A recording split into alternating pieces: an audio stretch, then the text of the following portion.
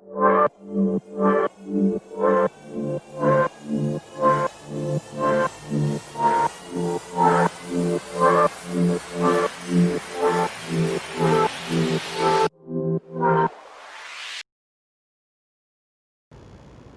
Morning dear students. आज हम लोग प्राइमरी वर्ब्स पढ़ेंगे। मेन वर्ब्स डू, बी और है, ये तीन। इनका प्रयोग हमने इस तरह किया, ये D1, ये D2। D1 की वैल्यू निकाला तो डू हो गया और डज हो गया, ठीक है। और इसके D2 की वैल्यू क्या निकली? डिड, ठीक। बी क्रिया इसी तरह हम देखेंगे। तो बी क्रिया में बच्चों B1 और B2। B1 की वैल्यू निकाला एस एम आर और B2 की वैल्यू क्या निकलती है?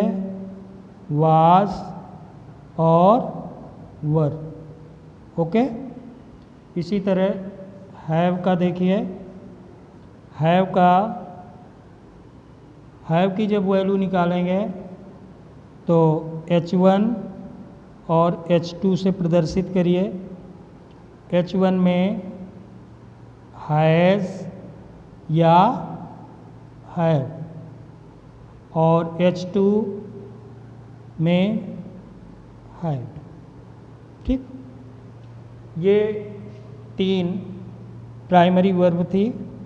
फिर उनको जो इनका प्रयोग मेन वर्ब और हेल्पिंग वर्ब के रूप में दोनों किया जाता था। फिर इसको हमने हेल्पिंग वर्ब के लिए यूज करने के लिए ये क्रियाएं बनाई। अब देखिए, डू का प्रयोग हम हेल्पिंग वर्ब के रूप में भी कर सकते हैं और मेन, जैसे हमने लिखा आई डू इट। तो यहाँ पर इसका प्रयोग हमने कैसे किया? Main verb. पहले इंग्लिश में यही तीन वर्ब थी, 3 वर्ब्स थी, इन्हीं के हमने फॉर्म बनाए। अब देखिए हेल्पिंग वर्ब के रूप में इस डू को कैसे यूज करेंगे। तो क्या लिखा? I do not do it. इसमें देखिए ये डू आपका हेल्पिंग वर्ब का काम कर रहा और ये किसका काम कर रहा है? मेन वर्ब का काम कर रहा है। समझ रहे हैं ना? तो इस तरह से। और फिर जब आपने परफेक्ट में डू का प्रयोग इंडेफिनिट में, बी का प्रयोग कॉन्टिन्यूअस में, ठीक है ना। अब ये डू का प्रयोग हमने किस में किया? इंडेफिनिट में, ओके। और बी का प्रयोग हमने किस में किया? कॉन्टिन्यूअस में, ओके। और हैव का प्रयोग हमने किस में किया? परफेक्ट में, ओके। ये समझ में आ गया? इसका इंडेफिनिट में मैंने प्रयोग किया, ठीक। बी का प्रयोग हमने कॉन्टिन्यूअस में किया और हैव का परफेक्ट में। अभी आप कहेंगे परफेक्ट कॉन्टिन्यूअस कैसे बना? तो इसमें देखिए परफेक्ट, तो परफेक्ट के लिए आप क्या लगाते हैं? आपने लिखा परफेक्ट कॉन्टिन्यूअस, ठीक है। परफेक्ट कॉन्टिन्यूअस के लिए, तो परफेक्ट के लिए आपने इसको स्मॉल से दिखाया है और बी, 2 क्रियाएं बनाई, ठीक है। तो ये आपका इन 2 वर्ब को बना करके हमने बनाया। तो फिर हो गया हैज़, हैव और हैड, और इसके साथ हमने क्या जोड़ दिया? बीन जोड़ दिया। तो ये परफेक्ट में हो गया। इस तरह से आपके चारों टेंस कंप्लीट हो गए, ठीक है ना। इंडेफिनिट, कॉन्टिन्यूअस, परफेक्ट और परफेक्ट कॉन्टिन्यूअस, ओके। अब हम टेंस के अनुसार देखेंगे कि किस टेंस में कौन सी हेल्पिंग वर्ब बनती है। ओके, ये आप देख लीजिएगा, डू वर्ब का इंडेफिनिट में, बी का कॉन्टिन्यूअस में और हैव का परफेक्ट में। हमने बी, हैव और बी को मिलाकर परफेक्ट कॉन्टिन्यूअस टेंस बनाया, ठीक है ना। तो ये आपका एक चार्ट तैयार हो गया। ओके, सारे बच्चे इस चार्ट को बना लेंगे, ये बहुत ज़रूरी है। डू के अंतर्गत सारी वर्ब आती हैं और सारी वर्ब जब बेस फॉर्म में होता है, चाहे राइट लिखें, चाहे रीड लिखें, चाहे गो लिखें, वो प्लूरल में होती है, ठीक है। और वो प्लूरल सब्जेक्ट के साथ यूज की जा सकती, लेकिन वर्ब का प्रयोग हमेशा सब्जेक्ट के अनुसार होता है। अगर वर्ब सिंगुलर है तो उसको आवश्यकता के अनुसार हम वर्ब को सिंगुलर बना लेते हैं। जैसे सपोज फॉर एग्जांपल हम कह रहे हैं प्रेजेंट इंडेफिनिट की बात करें, तो प्रेजेंट इंडेफिनिट में जैसे राम राइट्स अ लेटर, तो राम एक था, अगर राइट हमने लिखा तो वर्ब क्या हो जाती है, प्लूरल हो जाती। तो हमने यस या ईएस लगाया, यस ईएस किसी वर्ब को सिंगुलर कर देती है, लेकिन ध्यान रखना बच्चों, यही ऐसी है। जैसे आपने राइट लिखा, ओके, और इसमें आपने यस जोड़ दिया तो ये सिंगुलर हो गया, ठीक है।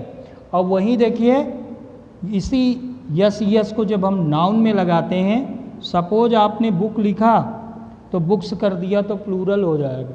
सपोज आपने मैंगो लिखा और मैंगो में आपने ईएस लगा दिया तो ये प्लूरल हो गया, ये नाउन था और ये वर्ब, ठीक है ना। आपने क्या सीखा, अगर हम किसी वर्ब में यस या ईएस लगा देते हैं तो वो सिंगुलर हो जाती है, ओके, लेकिन नाउन में लगाते हैं तो प्लूरल हो जाती है। ये बात क्लियर है ना। ओके, सारे बच्चे इस चार्ट को नोट कर लेंगे, ठीक है ना, ये आपको बहुत काम देगा, ठीक है ना। परफेक्ट कॉन्टिन्यूअस, इसको दोबारा लिख देते हैं जिससे आपको दिक्कत न हो। बच्चों इसे नोट कर लो, परफेक्ट कॉन्टिन्यूअस,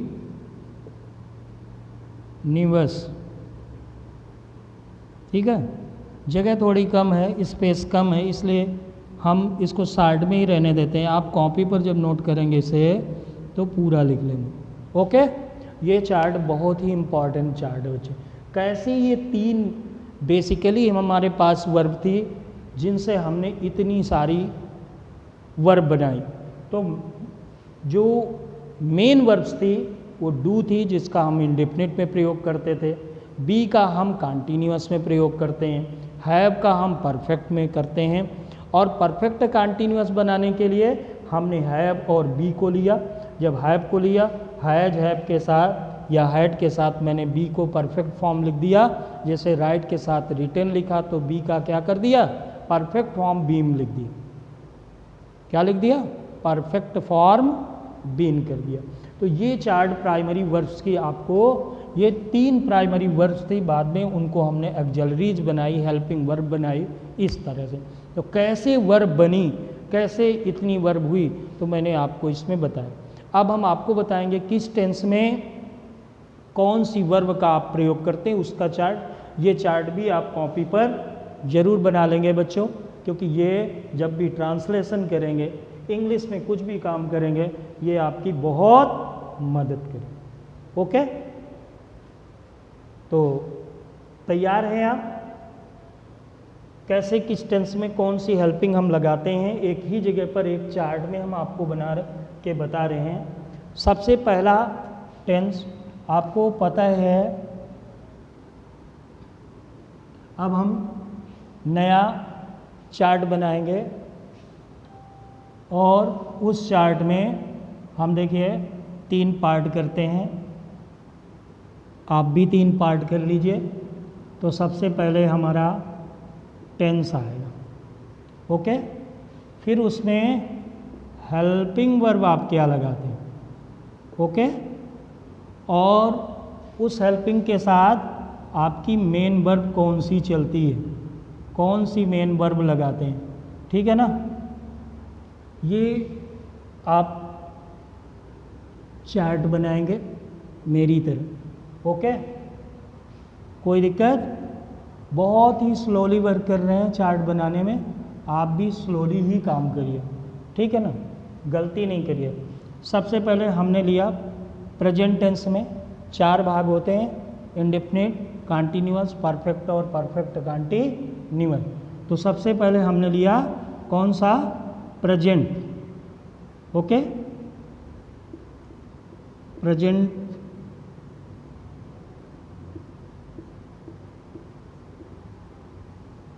प्रेजेंट में पहला हमने लिया कौन सा? इंडेफिनिट। प्रेजेंट इंडेफिनिट टेंस लिया। इसकी हेल्पिंग वर्ब बेटा क्या होगी? इसमें अफर्मेटिव देखते होंगे सेंटेंस तो उसमें हेल्पिंग वर्ब दिखती नहीं, लेकिन निगेटिव और इंट्रोगेटिव आप करते होंगे तो क्या करते हो? डू या डज का प्रयोग करते हो। बहुवचन में डू का और एक वचन में डज का। अगर आप अफर्मेटिव सेंटेंस लेंगे तो केवल मेन वर्ब आती है, तो इसमें मेन वर्ब की फर्स्ट फॉर्म ही आती है, ठीक है ना। आप उसको सिंगुलर करने के लिए आप यस और ईएस जोड़ देते हो। अगर सब्जेक्ट एक वचन का है तो आप यस या ईएस इसमें प्लस कर देते हो, लेकिन अगर सब्जेक्ट प्लूरल है तो यस ईएस जोड़ने की आवश्यकता नहीं होती। आती वर्ब की फर्स्ट फॉर्म ही है, ठीक है ना। यस ईएस हम वर्ब की को सिंगुलर करने के लिए, क्योंकि सब्जेक्ट सिंगुलर है तो वर्ब भी सिंगुलर होनी चाहिए, इसलिए हम यस ईएस का प्रयोग करते हैं। ओके, समझ में आ गए? ये डू डज का प्रयोग आपको जनरली अगर मेन वर्ब के रूप में करेंगे तो होगा, लेकिन अगर हेल्पिंग वर्ब तो हेल्पिंग वर्ब तो आप प्रेजेंट इंडेफिनिट में अफर्मेटिव में नहीं देख सकते। आप निगेटिव करेंगे तो डू नॉट डज नॉट हो जाएगा, इंट्रोगेटिव में हो जाएगा, लेकिन अफर्मेटिव में नहीं, ठीक है। और अगर मेन वर्ब में करते हो तो हो जाएगा। कैसे है? अभी मैंने बताया था आई डू इट। अब इसमें आपने मेन वर्ब के रूप में किया है इसका प्रयोग, तो डू का प्रयोग हो गया। हेल्पिंग वर्ब तो अफर्मेटिव में आएगी ही नहीं, ठीक है ना। अब ये इंडेफिनिट हो गया। अब इसके बाद आप कॉन्टिन्यूअस, तो कॉन्टिन्यूअस में बेटा बी क्रिया आपने यूज किया था, तो बी का फॉर्म क्या होगा? प्रेजेंट कॉन्टिन्यूअस में इज, एम या आर, ठीक है। इसके साथ आप मेन वर्ब की क्या लगाते हैं? फर्स्ट फॉर्म लगाते हैं। आईएनजी जब भी जुड़ता है किसी वर्ब में तो कौन सी फॉर्म लगती है? फर्स्ट फॉर्म लगती है। ये क्लियर है बेटा? तीसरा आपने क्या कौन सा टेंस किया? Present perfect tense. ओके, तो परफेक्ट में आप हेल्पिंग वर्ब क्या लगाते हैं? हैज़ या है। सिंगुलर में है सिंगुलर सब्जेक्ट के साथ और प्लूरल के साथ हैव लगाते हैं। और परफेक्ट में हमेशा मेन वर्ब की बेटा कौन सी फॉर्म आती है? थर्ड फॉर्म आती है। ये इंडेफिनिट में मैंने बताया था कि मेन वर्ब की फर्स्ट फॉर्म ही आएगी, लेकिन यस यस आप उसमें जोड़ते हैं जब सब्जेक्ट एक वचन का होता है, तो सिंगुलर होता है, तो प्लूरल होता है तो यस यस जोड़ने की आवश्यकता नहीं होती। ओके, और फिर आप अगला लिखेंगे perfect continuous. Okay, perfect continuous, तो ये इसमें हेल्पिंग वर्ब क्या हो जाती है? हैज बीन या हैव बीन। ओके, इसके साथ भी मेन वर्ब की कंटिन्यूस लगा हुआ है, फर्स्ट फॉर्म आएगी और इसमें आप क्या लगा देंगे? आईएनजी लगा देंगे। तो ये आपके प्रेजेंट के चारों पार्ट हो गए। ओके, ये चार्ट आपका प्रेजेंट का तैयार हो गया, ठीक है। अब पास्ट को ले लीजिए। तो पास्ट में बच्चों सबसे पहले आप कौन सा लिखेंगे? पहला पार्ट पास्ट इंडेफिनिट। क्या लिखेंगे? Past indefinite. Past indefinite helping verb अगर अफर्मेटिव देखेंगे तो नहीं दिखेगा।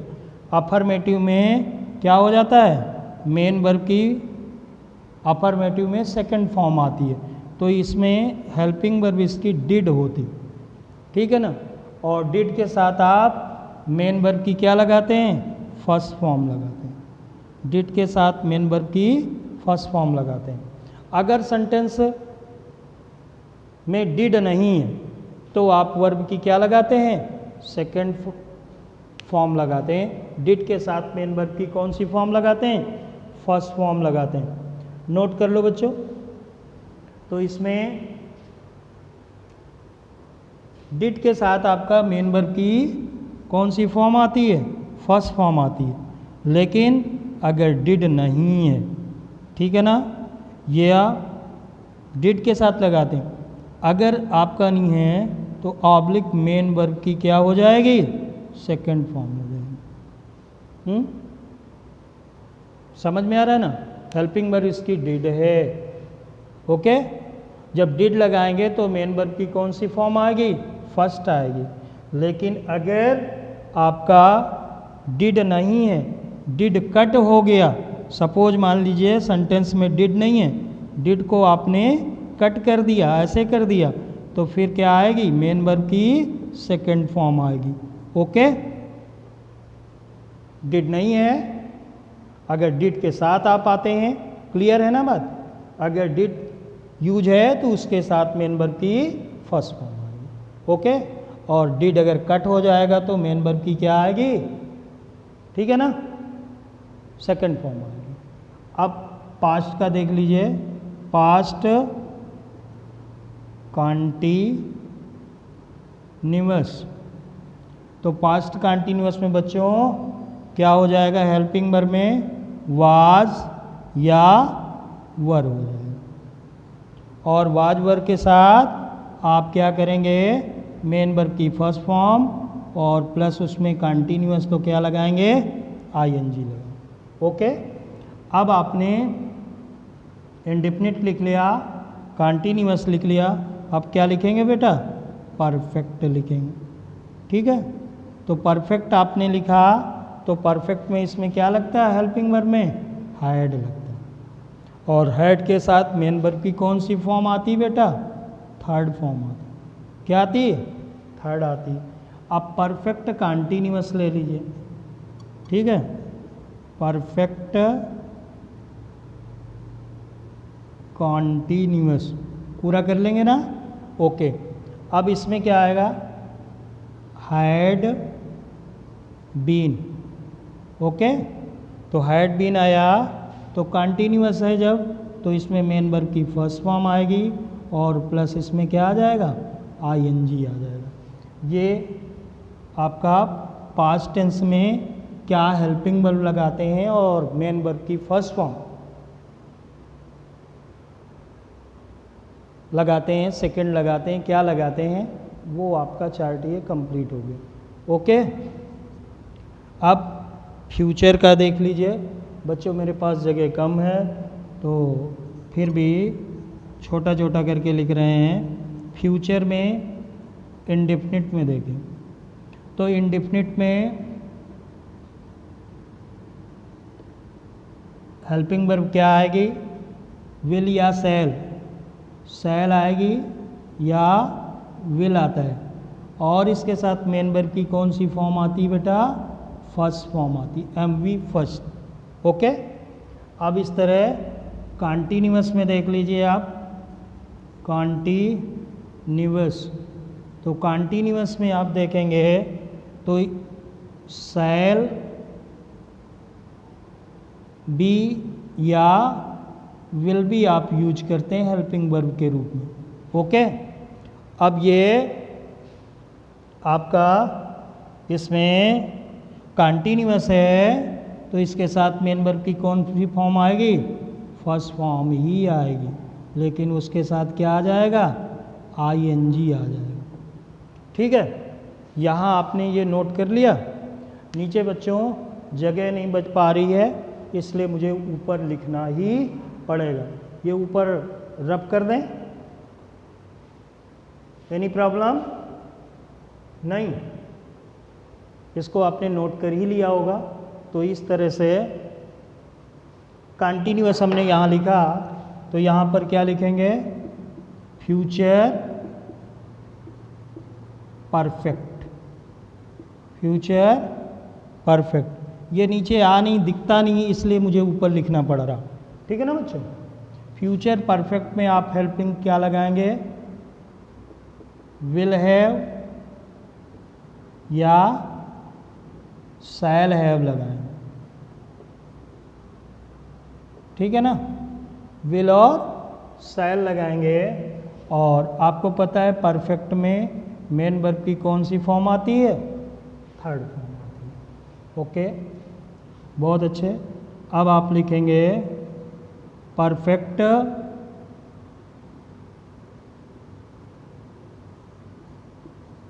Continuous, perfect continuous. बच्चों जगह नहीं है, आप कर लेंगे ना, इधर इसमें भी आप फ्यूचर लगा दीजिए, फ्यूचर परफेक्ट कॉन्टिन्यूअस। ठीक है ना, नीचे जगह नहीं थी इसलिए मैंने ऊपर लिखा आप। तो इसमें विल हैव बीन। ठीक है ना, अब आप ऐसे कर लीजिए, विल या शैल लगाएंगे और प्लस इसमें हैव बीन क्या कर देंगे, जोड़ देंगे। विल हैव बीन हो जाएगा या शैल हैव बीन हो जाएगा। और इसके साथ जब कंटिन्यूअस होगा तो कंटिन्यूअस में आईएनजी जुड़ेगा, और आईएनजी जब जुड़ेगा तो वर्ब किस फॉर्म में हो जाएगी, फर्स्ट फॉर्म में हो जाएगी। तो ये आपका पूरा चार्ट हो गया कि किस तरह से किस टेंस में कौन सी हेल्पिंग वर्ब आप यूज करते हैं, उसके साथ मेन वर्ब की कौन सी फॉर्म यूज करते हैं। ये चार्ट आप कॉपी पर कंप्लीट कर लेंगे। ओके, और इसके बाद हम लोग टेंस बेस पे जो ट्रांसलेशन है उनका अध्ययन करेंगे। ठीक है ना, और इसके बाद फिर टेंस के बाद हम लोग लेटर राइटिंग, एप्लीकेशन, ये सब करेंगे कंपोजिशन में। ठीक है, इसको आप लोग नोट कर लेंगे। Okay okay, thanks, bye bye, take care.